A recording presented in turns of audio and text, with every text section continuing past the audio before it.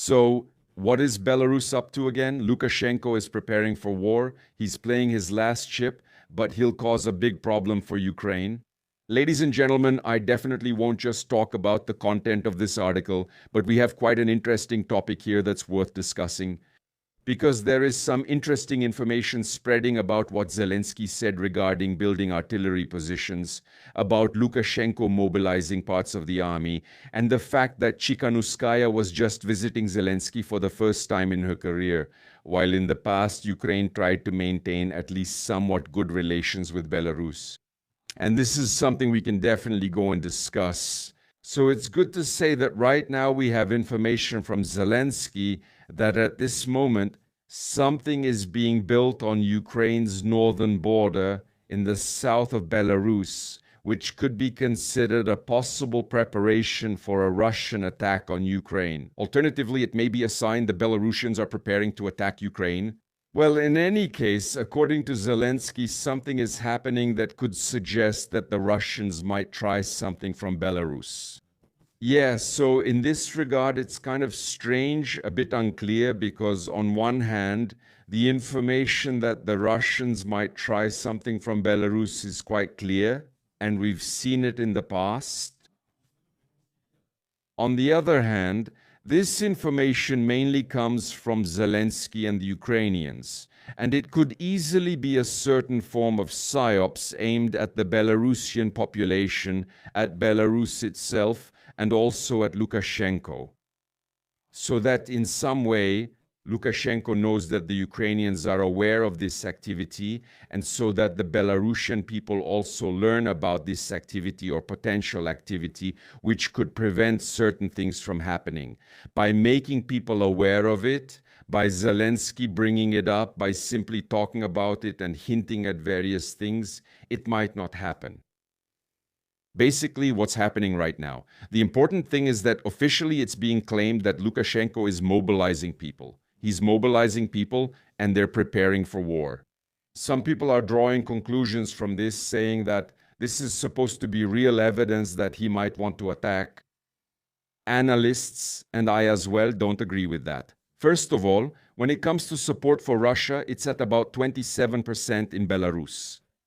Secondly, the Belarusian army is more or less supported. It's a rather weak force that wouldn't cause any significant change on the Ukrainian battlefield, and at the same time, its use could brutally destabilize the Belarusian regime.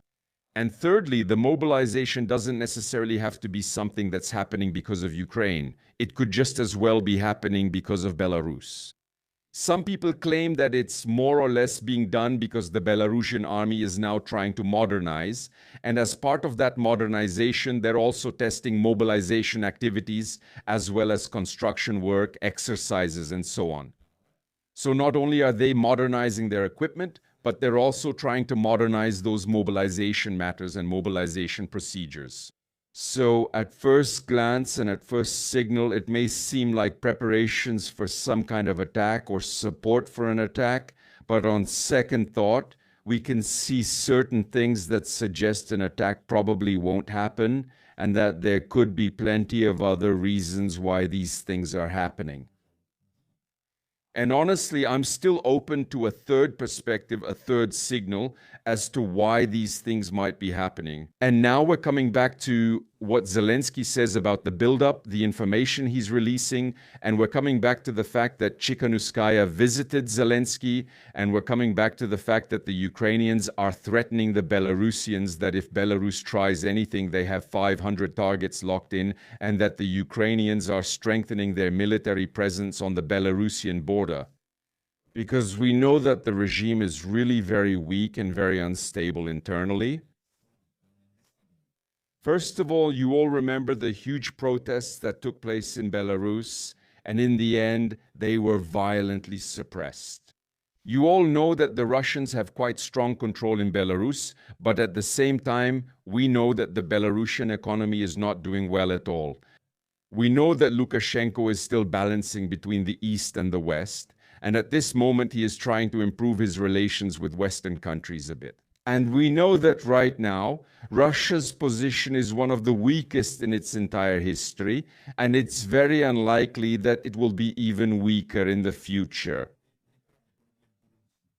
So there is a certain probability that, considering everything we know has happened recently, like Zelensky negotiating with the Belarusian opposition getting stronger, the Belarusian state weakening, the regime weakening, wavering and being afraid, this mobilization and the raising of soldiers and sending them out could actually just be an exercise.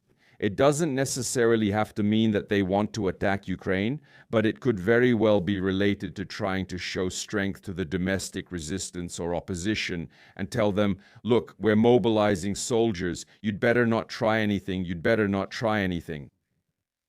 So basically, they're trying to intimidate their own people, their own domestic population. However, then New Ukraine comes into play, trying to turn this Belarusian game aimed at their own population into something that suggests the Belarusians are trying to threaten Ukraine. They say, look, dear Belarusians, this army is trying to threaten Ukraine, and if they attack us, we're ready to fight back. We are ready with our army to fight. We are ready to overthrow that regime, to take out 500 targets. We are cooperating with the winner of your elections, with your democratic leader who had to flee. So, in case you don't want Lukashenko to attack Ukraine, in other words, if you don't want to be intimidated by Lukashenko mobilizing, and you would theoretically want to rise up against Lukashenko, we can provide you with some support, and we can theoretically say that if there were to be some massive human rights violations in Belarus, meaning that people would start fighting against state forces, or if there were to be a significant threat to Ukraine from Belarus due to fighting there, then Ukrainian forces could intervene in that situation in cooperation with Belarusian insurgents to fight against Russian influence in Belarus. In other words, there are many layers to this. There could be many explanations. The simplest explanation, the most basic one, is that Lukashenko is mobilizing his soldiers and, according to Zelensky, building some fortifications and these kinds of things on the border with Ukraine because he wants to attack Ukraine with the Russians and just wants to let himself be brutally used.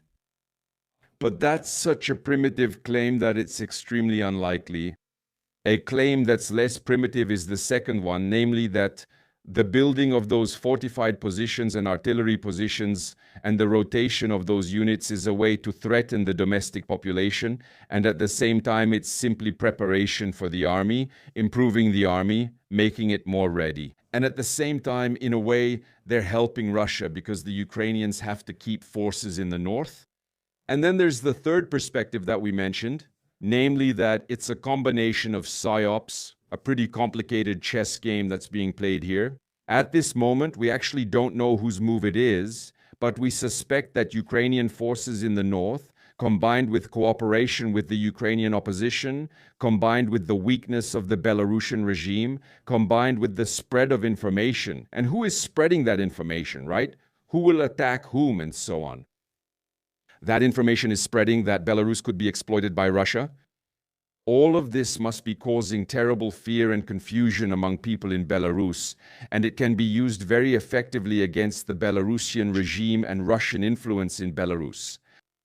Yeah? I'm not saying that's how it is. I'm just saying that, in my opinion, it wouldn't be impossible, and I'd give it maybe a 20% chance.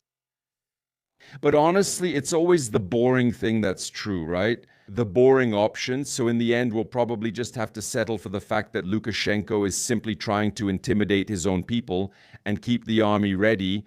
And on one hand, he's trying to stay on good terms with the Poles, not piss off the Ukrainians too much, but at the same time, show the Russians that they're doing something too, and keep these soldiers here so that the Ukrainians have to keep their soldiers here, and those soldiers can't or don't have to fight against the Russians. Effectively, this is probably the most likely option. I'd give this maybe 60%, maybe even more. However, it would be cool if there was some kind of brutal psychological warfare here, which would result in the fall of Belarus and a Ukrainian invasion of Belarus in cooperation with Belarusian insurgents, overthrowing Lukashenko and Russia losing another province. That would be really cool. Well, that's probably not going to happen. Anyway, ladies and gentlemen, let me know in the comments what you think about this theory of mine, how you see it, and I'll definitely appreciate it if you support this content, share this video, give it some visibility or a like. Here are QR codes which you can use if you want to take action, and let me know if I should do more of these not so mainstream speculations next time, because I actually enjoyed this quite a bit.